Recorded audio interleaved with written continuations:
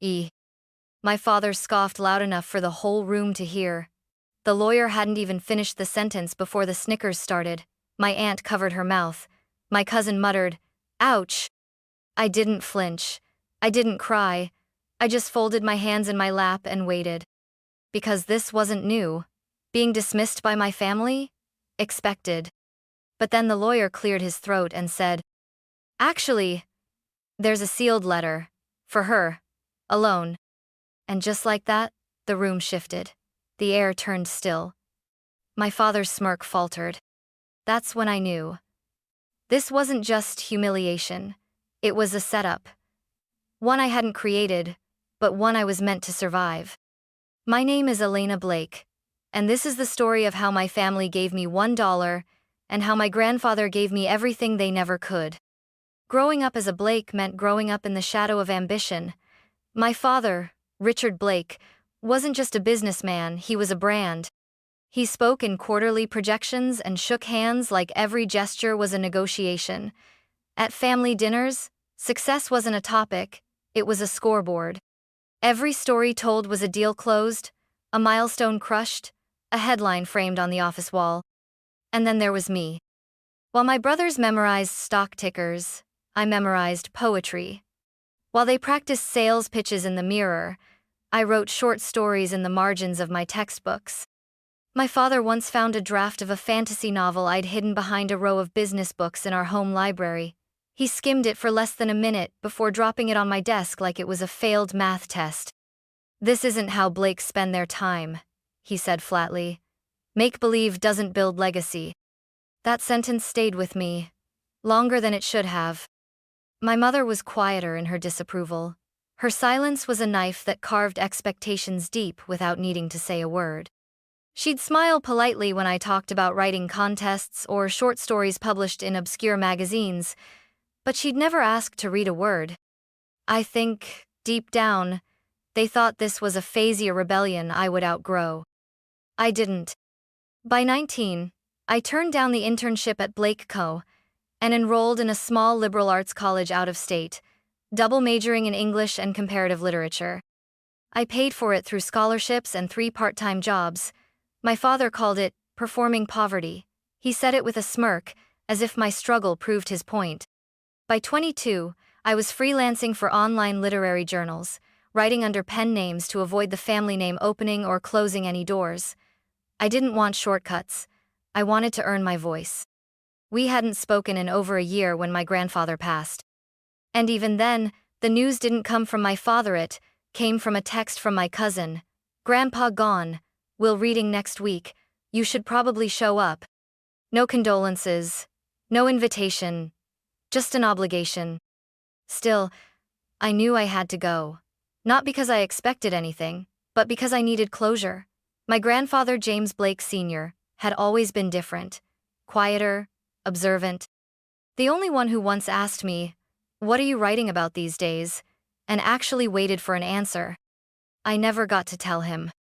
At least, not in words. I don't even remember deciding to go.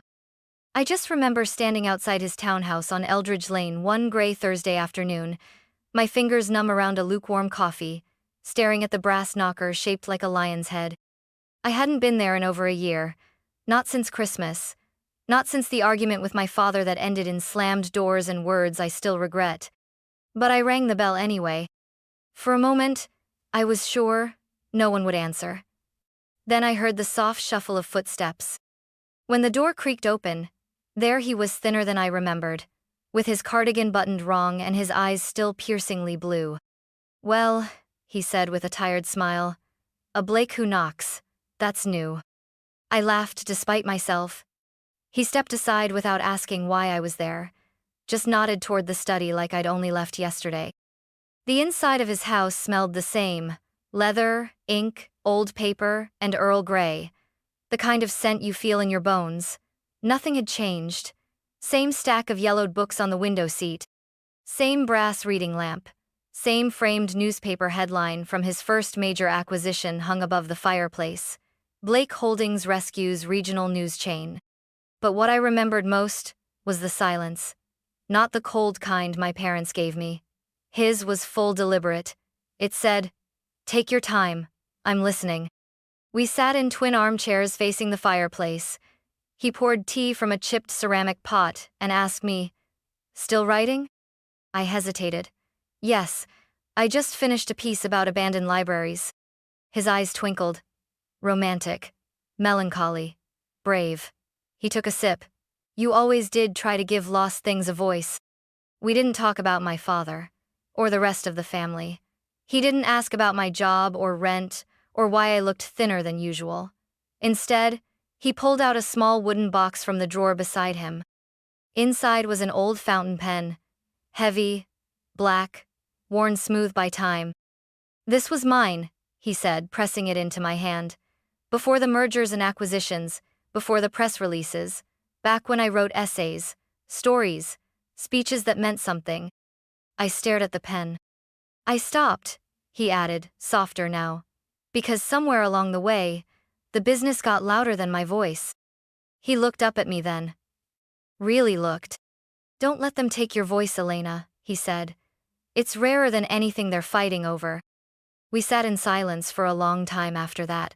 Not awkward, just full. When I left, he walked me to the door, placing one warm hand on my shoulder as I stepped outside. That was the last time I saw him.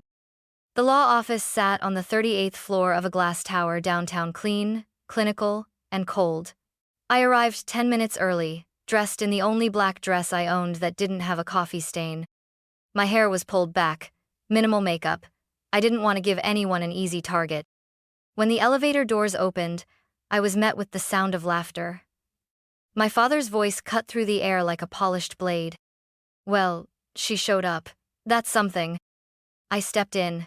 The room was full, me brothers in tailored suits, my cousins comparing watches, my aunt already holding a mimosa. My mother sat rigid in a cream blazer, clutching a designer handbag like it was a lifeline. No one made space for me. Mr. Halverson, my grandfather's estate attorney, stood at the head of the table. Gray hair, marble expression, a presence like courtroom silence. "Thank you all for coming," he began. "We're here to execute the final wishes of James Percival Blake." The air shifted. Faces grew sharp with anticipation. My brothers leaned forward like stock traders, before an IPO. Names were read off. Assets listed. To Daniel Blake, the lake house in Vermont, and the boat slip. To Gregory Blake, the majority stake in Blake Automotive Holdings. To Susan Blake, my mother, a Cartier heirloom passed down from my grandmother. To Richard Blake, my father, the chairman's golden watch in control of the Blake Family Trust. They nodded, smirked, clinked glasses, all exactly as expected. Then Mr. Halverson's voice changed, just slightly. He cleared his throat. "And to Elena Blake?" Heads turned toward me like heat-seeking missiles. "The sum of $1. Silence. For a beat. Then it started. My cousin choked on her drink. My mother blinked, too stunned to disguise it. And my father, he laughed. Not a chuckle. A full-bodied, dismissive, mocking laugh that echoed across the polished floors. "Guess the pen didn't pay off, huh?" he said. My throat tightened, but I didn't flinch. I wouldn't give them that. I just folded my hands in my lap and whispered, "Understood." It wasn't the money. It was the message. I was a joke to them. A footnote. A leftover. Then Mr. Halverson spoke again. "Actually," he said, glancing up, "there's one final instruction." The room shifted again. Everyone froze. He reached into his briefcase and pulled out a sealed envelope.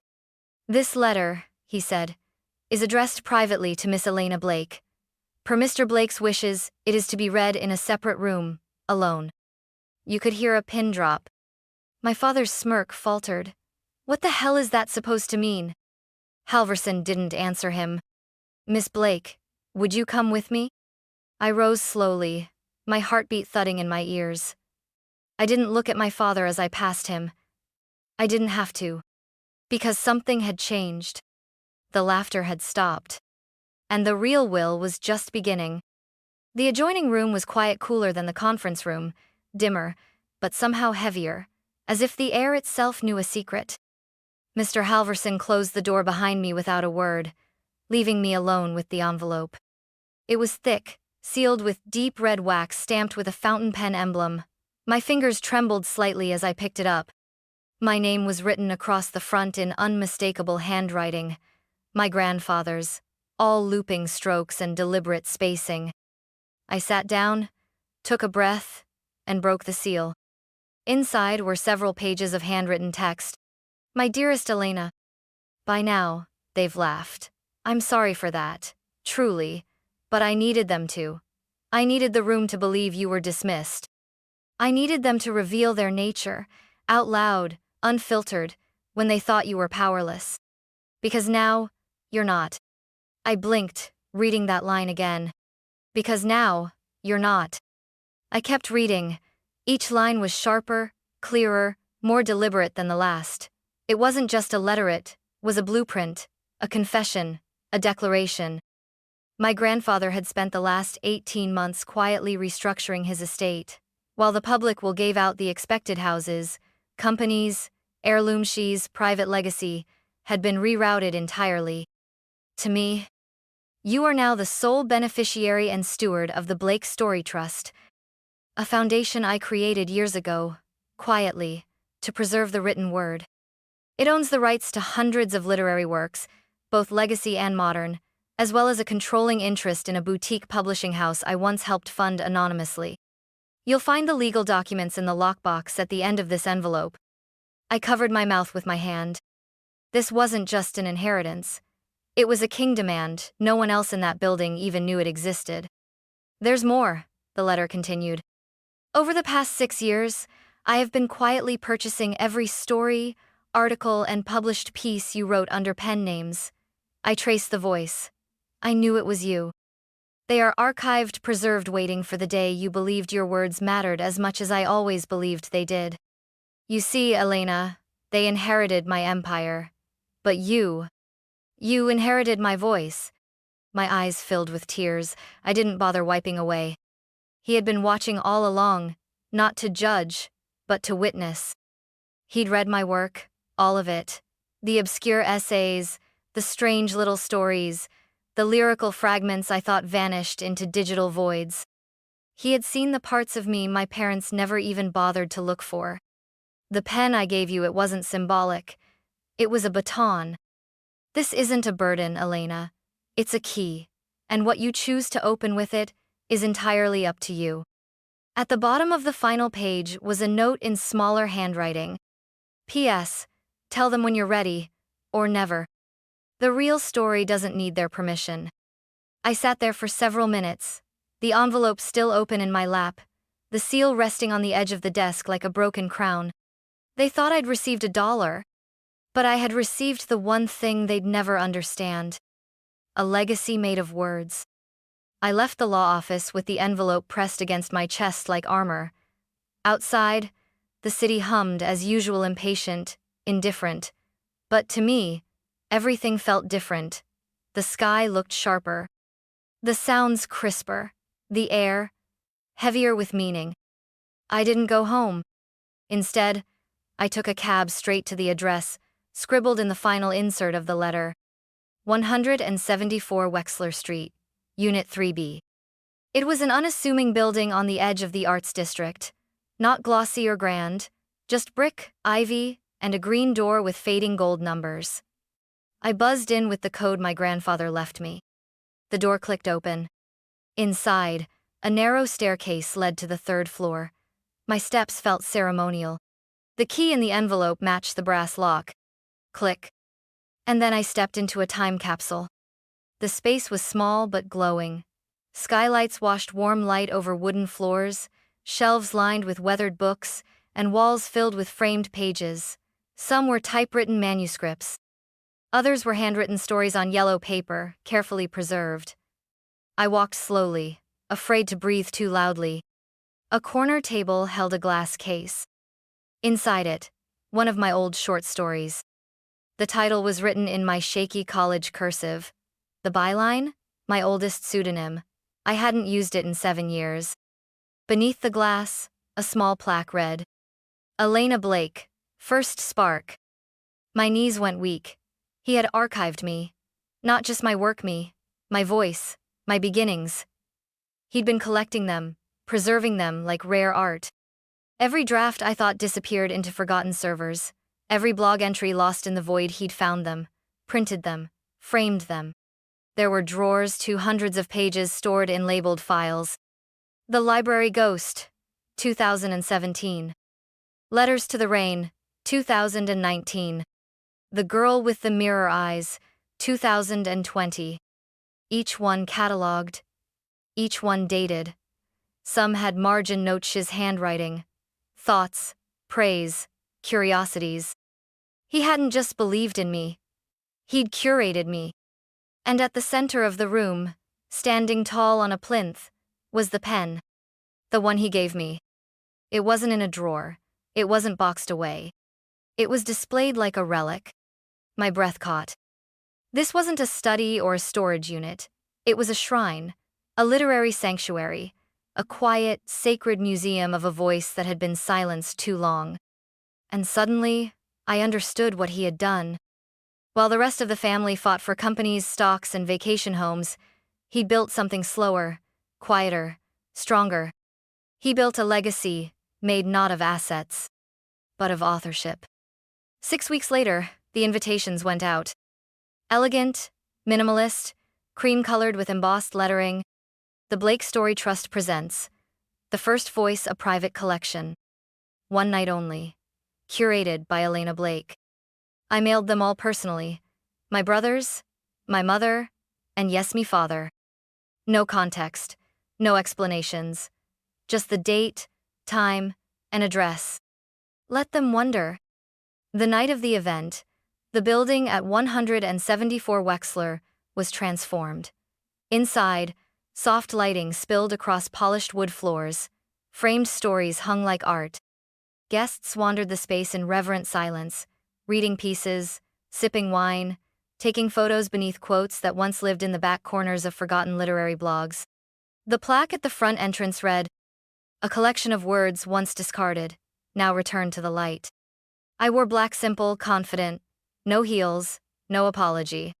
By 8:30, the room had filled with editors, writers, small press agents, and a few literary critics I never thought would say my name out loud. Then came the ones I was waiting for. My father arrived with my mother, both dressed like they were attending a fundraiser, not a reckoning. His eyes swept the space, confused. My mother's expression was pinched and brittle, like she was trying to decide if this was art or an insult. Lucas followed, trailing behind them, clearly just curious. They hadn't seen me yet. Not until I stepped up to the small stage in the center of the room, beside the glass case holding the pen, and tapped the microphone.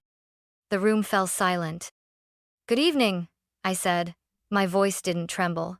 "Thank you for being here tonight to celebrate not just a body of work but the belief that some voices deserve to survive, even when others try to silence them." I paused. Let the weight settle. This exhibit is dedicated to James Percival Blake, who preserved more than just stories. He preserved intention, rebellion, truth. And to everyone who ever felt like the footnote in someone else's legacy, this night is for you. Murmurs rose. Applause. But I kept my eyes on 3 faces at the back of the room. My mother looked stunned. Lucas looked impressed. And my father, he just looked small. Mr. Halverson stepped onto the stage beside me, holding a thin folder. "If I may," he said, voice calm and commanding, "there's one final announcement. As executor of Mr. Blake's private estate, I'm here to confirm that the controlling interest in the Blake Story Trust, along with the rights, archives, and brand name, has been legally transferred to Elena Blake." Gasps echoed across the gallery. I didn't smile. I just looked at my father. He stepped forward a half-inch, his voice low but sharp. "You planned this." "No," I said softly. "He did. I just honored it." "You invited us here to humiliate us?" "No," I said again. "I invited you so you'd finally see the daughter you ignored." My mother reached for his arm. her eyes darting around at the watching crowd. I stepped back from the mic. Behind me, a wall lit up with a quote from one of my old essays. "You can bury a voice, but if it's honest, it always grows back." And that night, in a room full of the powerful and the silent, my voice long dismissed, long doubted, finally stood taller than any of theirs. The event wound down slowly, like the final notes of a symphony no one wanted to end. Guests lingered by the walls, rereading old stories with new reverence. Conversations softened into murmurs. But I kept my eyes on him. My father hadn't moved since the announcement. He stood near the center of the room, jaw tight, fingers twitching near the cufflinks he wore like armor. My mother whispered something in his ear, but he didn't react. So I walked toward them, step by step. Not for drama, not for spectacle, just for the truth. He looked at me as I approached, not angry, not proud, just confused. "Elena," he said, voice hushed. "Why didn't you tell us?" I tilted my head. "Would you have listened?" My mother bristled. "We are your family." I met her eyes, and yet, when I was humiliated with a $1 inheritance, you laughed. Her lips parted, but no words came. I turned to him. "You always said I was wasting time, that writing stories didn't build legacy." I gestured to the room behind me. This isn't just legacy. It's voice, it's memory, it's mine. And you never asked what I was building. You only asked why I didn't follow your blueprint." My father's face twitched. "You planned all this with him, didn't you?" he said. "You let us believe." "No," I cut in. "You let yourself believe. Because believing I was nothing was more convenient than facing what you never took the time to know." He flinched, just slightly. "And the $1?" I added, softer now. "That wasn't punishment, it was proof of how quickly you'd laugh when you thought I had nothing." Lucas stood off to the side now, not interfering, just watching, and maybe, for the first time in years, listening. I took a breath. "This wasn't revenge," I said quietly. "It was a mirror." He said nothing. My mother opened her mouth again, then closed it. And I realized in that moment, there was nothing left to say. They had already told me everything years ago when they looked through me instead of at me. So I turned, slowly, and walked back into the space that bore my name, my words, and my grandfather's unwavering belief. Not out of anger, not out of spite, but because some goodbyes don't need to be shouted. They only need to be lived. After the last guest left, and the gallery fell silent, I stayed. No music, no lights. Just the gentle creak of floorboards and the echo of stories now heard. I kicked off my shoes and walked barefoot through the space past my first story, past the display of the pen, past the plaque that read, "You can bury a voice, but if it's honest it always grows back." I sat on the floor, my back against the glass case, and closed my eyes. For the first time in years, I wasn't trying to prove anything. I wasn't shrinking. I wasn't surviving. I was home. The weeks that followed were quiet, but full. I met with Mr. Halverson and finalized the full transfer of the Blake Story Trust into my name. We revised the mission statement. We added one clause that meant more to me than all the legal jargon combined: to protect and publish voices the world overlooks. Then I got to work. I converted the second floor of the Wexler building into a small writing residency. 6 rooms, communal kitchen, shared library, light everywhere. Each room named after an author who was once told no. Applications opened. I didn't expect much. We were flooded. Stories from teenage girls in trailer parks, from immigrant sons writing on the backs of receipts, from disabled poets and single moms who scribbled thoughts between night shifts, raw, aching, alive. I read every word. By spring, our first cohort arrived wide-eyed and unsure, just like I once was. I handed each one a simple notebook and said the words I'd wished someone said to me: "You don't need to earn your voice. You already have it. We're just here to help you trust it." One night, I was in the studio late, reviewing a manuscript, when there was a soft knock at my office door. It was Miriam, one of the youngest in the program.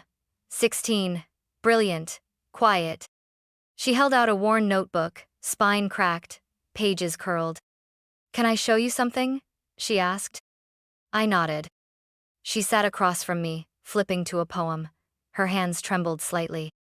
Before she read it, she looked up and whispered, "Do you ever worry that people won't see your work? That they'll only see the name, or the money, or the family you came from?"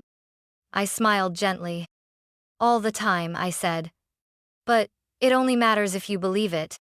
She nodded, filed it away like I once had with my grandfather's words. And just like that, I saw it again, the spark.